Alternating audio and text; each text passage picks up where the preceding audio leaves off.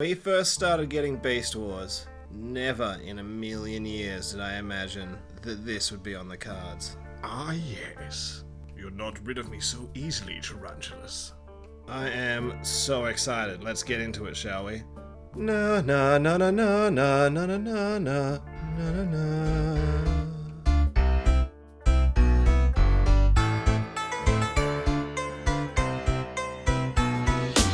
Holy smackerel. He's here. He's finally here. The big bad. Beast Megs in all of his maximum beastly glory. So straight out the box, as much as I am loving this dude, immediately I do have a pretty major QC issue. Look at that head.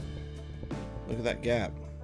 His visor, his accounting, golf playing Florida visor, doesn't fit inside his head. Irritatingly, he's going to immediately require some cyber surgery. Perhaps I can be of assistance. No, Tarantulas. This is a job for tiny screwdrivers. Much better. Problem solve it. It all fits. I just had to take out these two screws, crack that head open, shift that back into place. Not a big deal if, like myself, you're armed with a tiny screwdriver. But it's not necessarily something that you should have to do, right? Ah yes, at last the time has come for me to have my hat on straight. Ba-ba-ba, sharp teeth, ba-ba-ba-ba-ba-ba. So this sculpt really is quite sublime. The amount of surface detail and textures and there's little bits to discover, it's phenomenal. It's almost like vintage Playmates in terms of finding all the little differences and the asymmetrical details, which I think is cool because that's something that carried through from the original. You know, if we look down here on his shin, you've got mechanical spike, organic spike. I guess it's kind of cool that they incorporated this because this is the wheels that you get on the original in its third mode. Because that was the whole Transmetal 2 deal, is that they started to work vehicle modes back into it to an extent. They haven't made a big deal of it, but I don't know that it really needed to be there. Then when you get up to the chest, and you got that massive Shumagorath eyeball coming at you. It all looks great. The gloss finish of this purple paint that they use for all the highlights really does lean into and enhance the organic robot effect. Then the shoulders are obviously different. You've got this cool little spike here. It's cute. Don't make me slap you with the tiny spike. You want a tiny spiking? I didn't think so. And then, you know, obviously got a dragon for an arm, which, again, carries through that same, like, real thoughtful styling of being the mix of, you know, man and machine, power extreme. Now, I know a lot of people think that head sculpt is a bit of a rough head, but I'm pretty sure what they were going for is trying to please the toy people and the show people at the same time by having it not quite be either. I don't know if these pointy dolphin teeth is the way to go. He looks a little bit like he should be hassling Nami in One Piece, but I still think it's pretty good.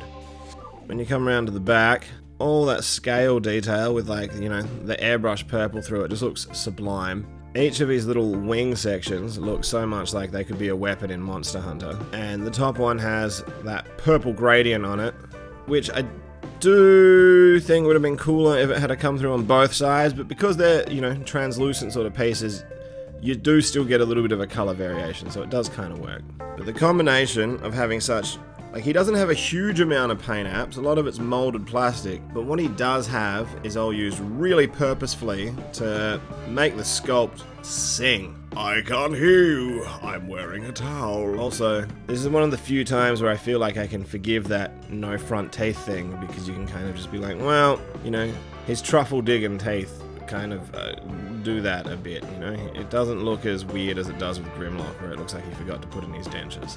In so many ways, I think this is actually better than the original toy and the show model in terms of his looks. But then by not quite following either, I would understand if people did feel a little bit like he's missing the mark, but for my part, this dragon boat's racing. Those are the dragon claws grabbing his chest. That's dope. Effort. The whole thing smacks of effort.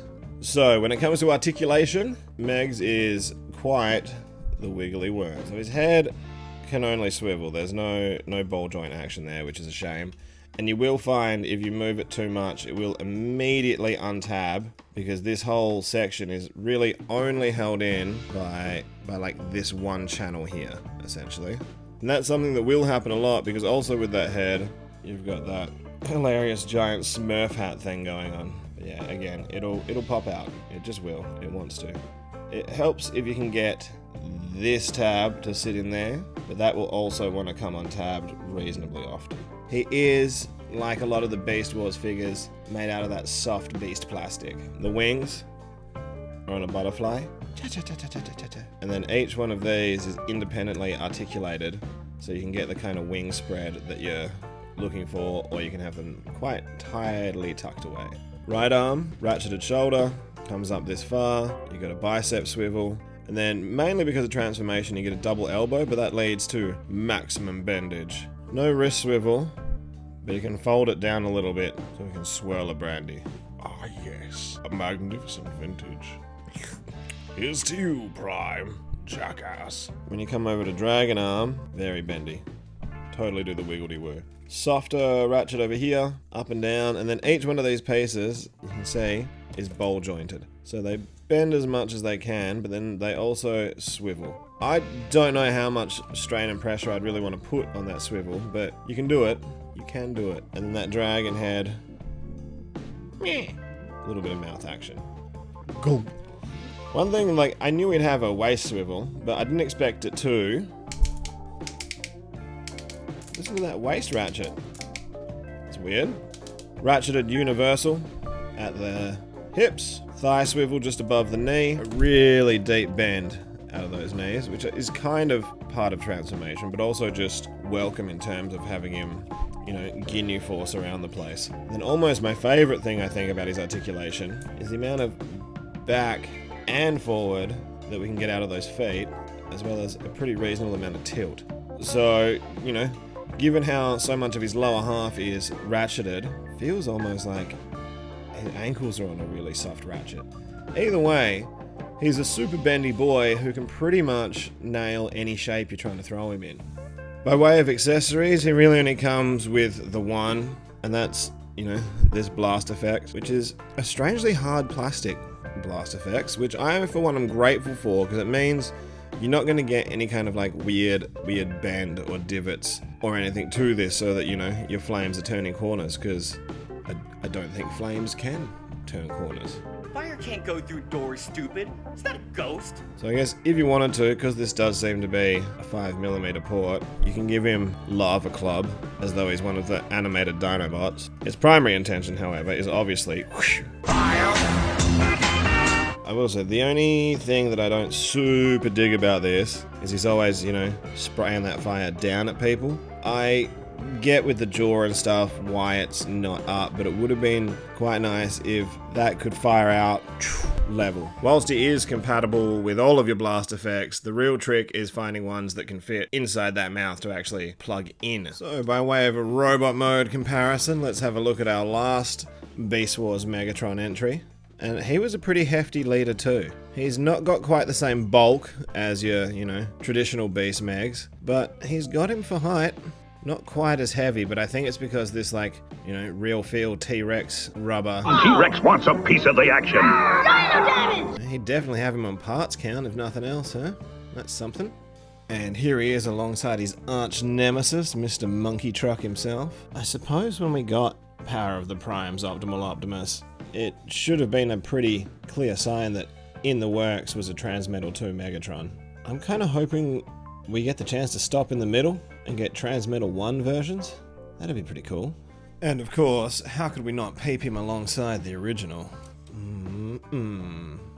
This is definitely one of those ones where it's like, I wonder what they can really do with that. I'm pretty sure the original's a fairly awesome toy. Oh, okay, yep, I see what they did. My memories had remembered him much cooler than he was. Still a phenomenal toy, and I will always want him in my collection.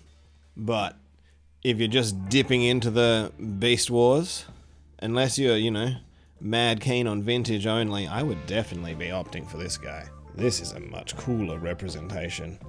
You can see as well, like, this figure is definitely the basis for the face. I almost kind of wish he had, you know, green eyes, because I think they would pop a little bit more off that face sculpt, but, you know, dolphin tooth Megatron. This is most assuredly one figure that was well and truly worthy of a legacy update. I also really don't mind having that piece of the dragon abdomen on the arm. I think it works cool as armor and, you know, leans into his asymmetrical design anyway, as well as kind of helping to balance that robot mode. I know this is more show accurate, but if that shield had been there, then potentially this backpack piece could have been a lot smaller, you know? I had at first thought that his transformation was going to be one of those like yoga pose style transformations where they kind of just, you know, throw shapes and pretend to be something else. But there's a little bit more to it than I'd initially thought.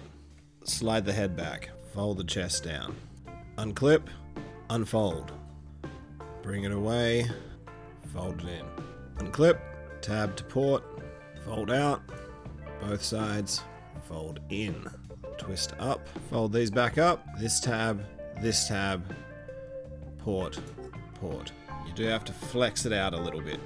This piece has these little notches that will sit loosely there to kind of help disguise that hand. Untab the hips, take this whole bit, push it down and around, fold this bit up the front, and use the claw tabs to plug in the chest. Tab port and slot them back into place. Fold, bend, collapse, fan, dragon.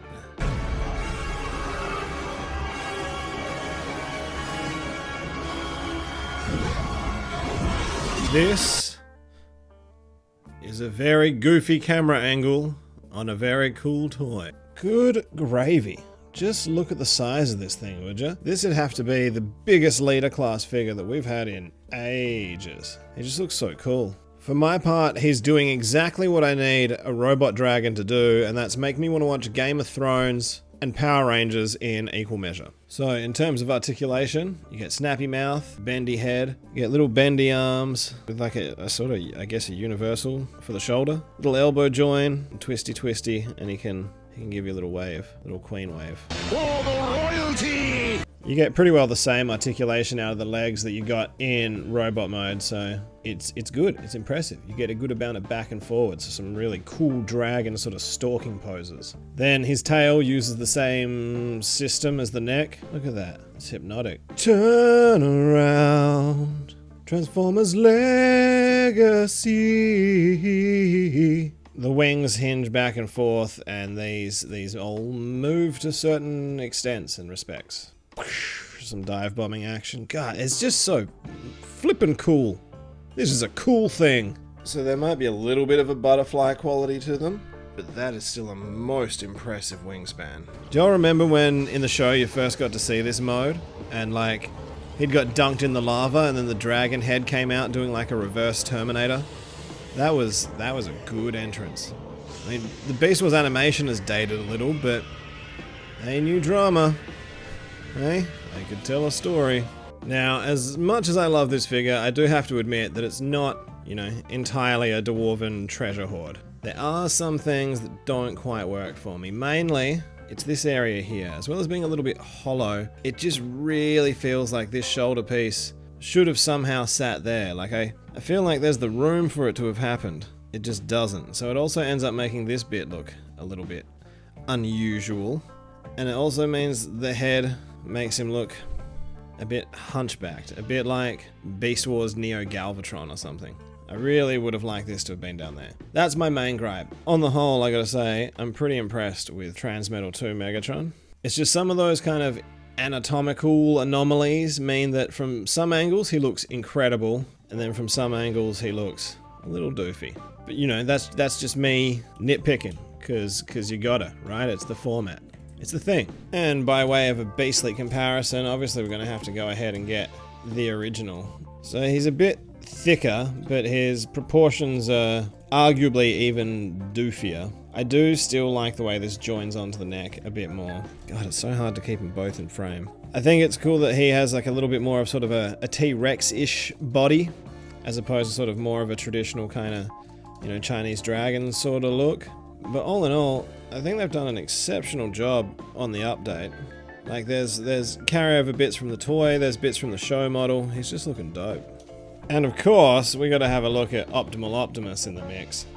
And you know, whilst he's bringing some size, I do have to admit he feels a little subpar next to the intricacy and like sculpting decadence of Transmetal Megatron.